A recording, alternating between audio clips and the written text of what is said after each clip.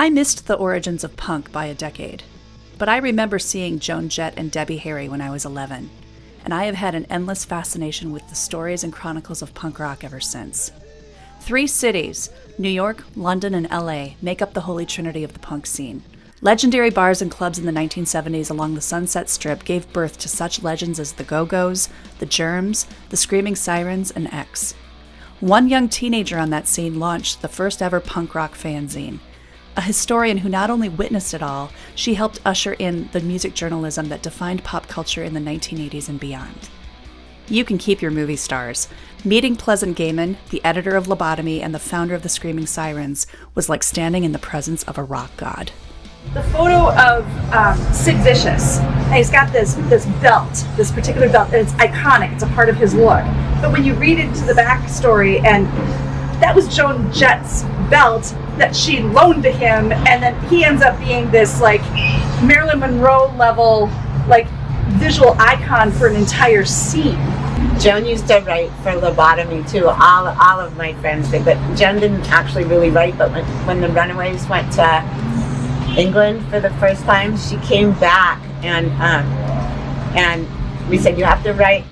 In college in the early 90s, I'm taking a history of rock and roll class, and as we're going through the 70s era, I have a professor who mentions these early, like he's talking about Cream, and he's talking about like the early days of the Rolling Stones and Rolling Stone magazine, and he mentions Lobotomy as this fanzine that was really hot in LA in the 70s, and it was one of those, you just can't forget a name like that.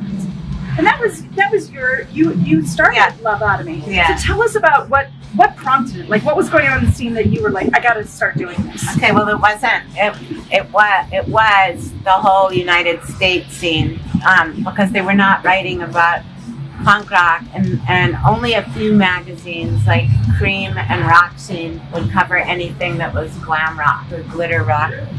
But when we would see English music publications, that's how we found out about the Clash and the Damned and the Sex Pistols and Susie and the Banshees. Even they were covering Susie before the Banshees. Her and Billy Idol and Steve Severin and a couple of other people were called the Bromley contingent because they were from Bromley, the suburb of London, and they were at all the shows and they looked extraordinary. So all of that was going on concurrently with New York and LA, and I'm sure also Chicago and San Francisco, but no major publication would even touch it. And a lot of times when I was reading rock and roll magazines, I would see like reviews of records that were done by probably 50-year-old men, which now at this age I would consider a young man.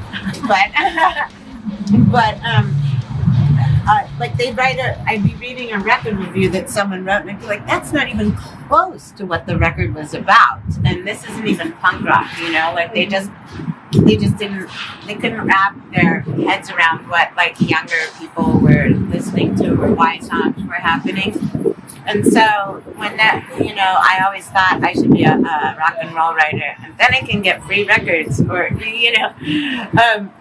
but so Lobotomy really started though because no one was covering the scenes, and I'd actually seen like pictures of sniffing glue in the English fanzine, which was one of the first ones, in those old English newspapers, and I was like, wow, I could start my own magazine. And I remember saying, Mom, I'm starting a magazine, and she rolled her eyes.